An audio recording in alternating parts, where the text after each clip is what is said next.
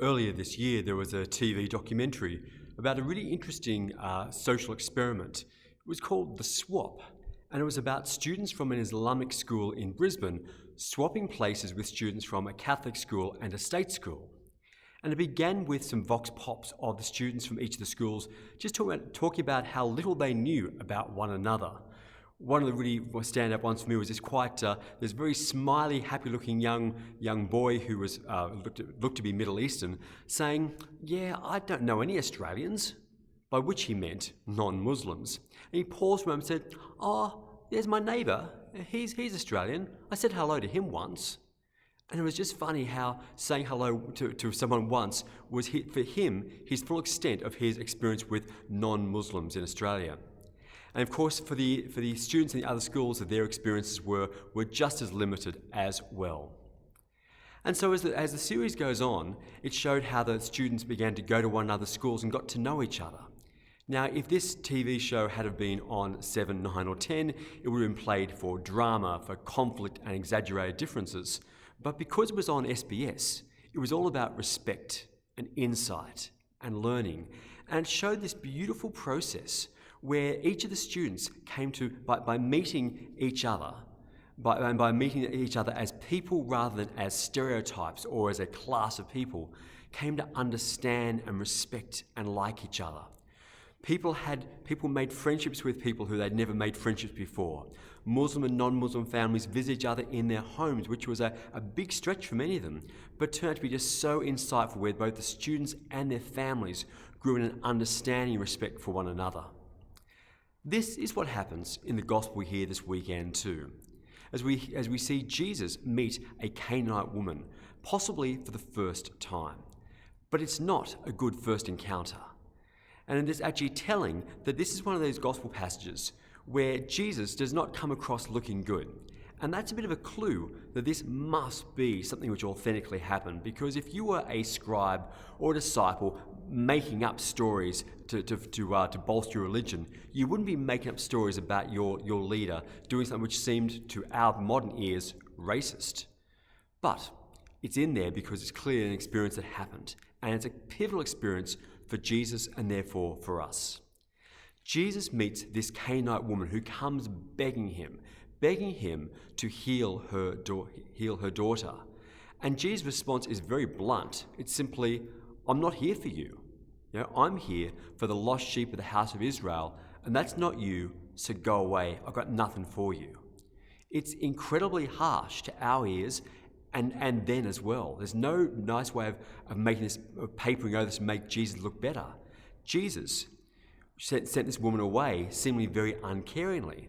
But what it tells us is that Jesus was a product of his own time.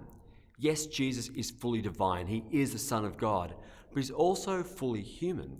And so he works within the constraints of being a Jewish man of his time. And the Jews had a very strong sense of staying together as a culture and a religion and staying separate from the surrounding pagans around them. Now that's natural. I think there's a natural sort of human instinct that we gravitate towards people who look like us and sound like us. But it was even more important for the Jews of Jesus' time because they had been through so much persecution, they'd been exiled, they'd been invaded and occupied, and so they had to retain their identity by saying, you don't marry a non-Jew, you don't be friends with non-Jews, you don't talk to non-Jews if you can get away with it. And so it's very possible this may have been the first Canaanite woman that Jesus had ever spoken to or met. We know he's seen the Roman occupiers in other times in the gospel, but this is something a little bit different. This was going out of his way to the territory where a Canaanite woman could be and meeting her one-on-one. And his initial reaction, as we've noted, is to say, look, no, I'm not here for you. Jesus understood himself to be the Jewish Messiah, and his mission was to the Jews. But then the woman then begs further. And Jesus says, look, sorry, no, look, it's not fair for me to give the children's food to the house dogs. The children are the Jews, the dogs are the non-Jews. That sounds offensive to us. It would have been very offensive then too. But this woman is so tenacious. She says, oh, yes, sir, but even the dogs can eat the scraps that fall from the children's table. And what she's saying there is I believe that there's so much of you, that you have a goodness and a holiness and a power, that even a little bit of your leftovers will be enough for me and my daughter. It's an incredible statement of her faith in Jesus' power. And at that, something seems to change for Jesus. Jesus seems to go, wow, I recognize this faith in you. And there's a number of times in the Gospel where Jesus is amazed by the faith of people in whom he doesn't at first expect to find faith. And this is one of those times. He says, okay, let your wish be granted. Your daughter will be healed.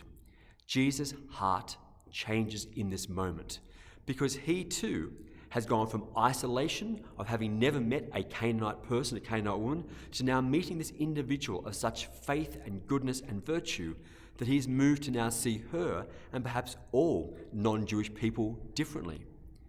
When we read in Matthew's Gospel, we continue reading the next passage, Jesus does a much larger miracle, feeding 4,000 people in that Canaanite territory.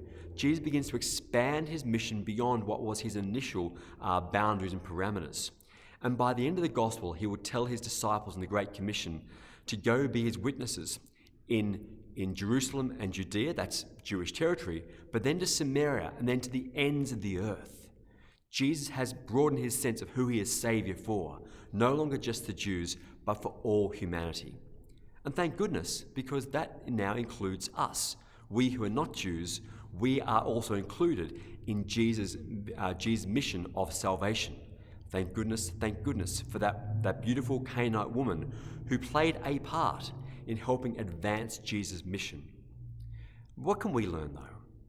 We all, I think, have a tendency to gravitate towards people who are like us, people who look and sound like us. That's, again, natural and normal.